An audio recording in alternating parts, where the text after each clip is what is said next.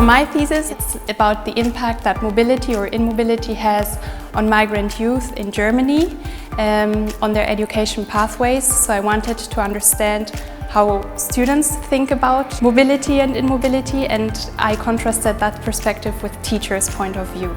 The aim of that thesis was to give young students with a migration background a voice, to give them also the right to speak up for themselves and to see how that mobility, so traveling back to origin countries, impacts their lives and education pathways in Germany.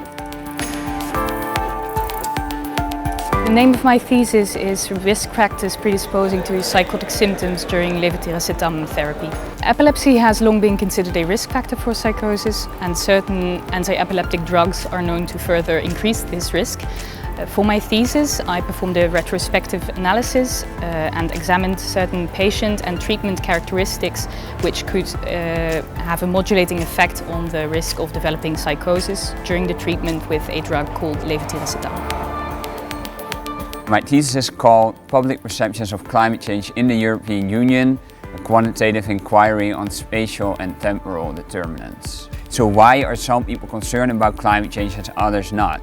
I analyzed data about climate change concern from the period 2008 to 2017, and what we've seen over that period is that climate change concern has dropped considerably. And that's very remarkable because at the same time we've seen that climate change science has evolved tremendously and that the effects of climate change are becoming clearer and clearer. We all heard about the Amazon rainforest fires. One of the major reasons for those fires are farmers that burn down forests in order to get additional land. I wrote my master thesis about a business opportunity that enables those farmers to switch to a rotational grazing method and thereby creates environmental, social, but also financial return for so-called impact investors. My thesis is titled, What do adults in England understand about their right to silence as it applies in the investigative interviewing context when they're provided with the caution?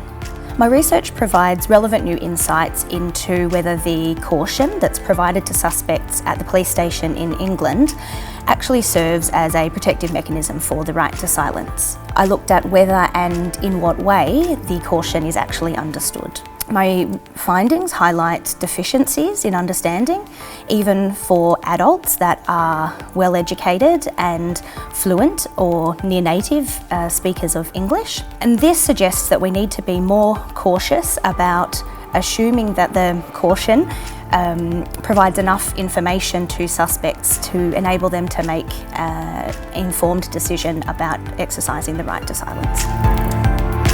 My thesis is about prediction contests, which is a setting in which a prize is awarded for reporting an outcome most accurately. Using game theoretic tools, I study whether the contestants will reveal their full private information and under which conditions this will break down so that the contestants do no longer reveal their full information and behave strategically, which might lead to a worse outcome in the end. In the field of cancer immunotherapy, huge efforts are made to understand the interplay between the immune system and the tumor.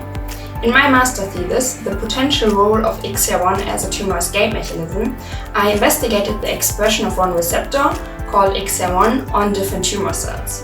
I further analyzed that the expression of this receptor on the tumor cells might hamper the migration of immune cells which are able to kill tumor cells. Getting more insights about different tumor escape mechanisms is important to improve current cancer immunotherapeutic treatments. My thesis was called Towards Hippocampal Navigation for Brain-Computer Interfaces. My thesis revolved around decoding navigational features from the human hippocampus using intracranial EEG. To do this, we had patients with epilepsy who were implanted with intracranial electrodes to perform a virtual navigation task, which was a video game that I created. We then used machine learning methods to try to decode some features about the task. For example, how fast the patients were driving or where the patients were located in the virtual environment. We hope that this will have implications for brain-computer interface control of wheelchairs, robotic arms, and computer cursors. My thesis is about to give production facilities which have a lot of different products to produce the possibility to plan ahead of time by combining modern technologies such as optimization and artificial intelligence. With increase of complexity in modern production facilities, my thesis can leverage the performance of modern production lines in a way such that we use different technologies of optimization and artificial intelligence.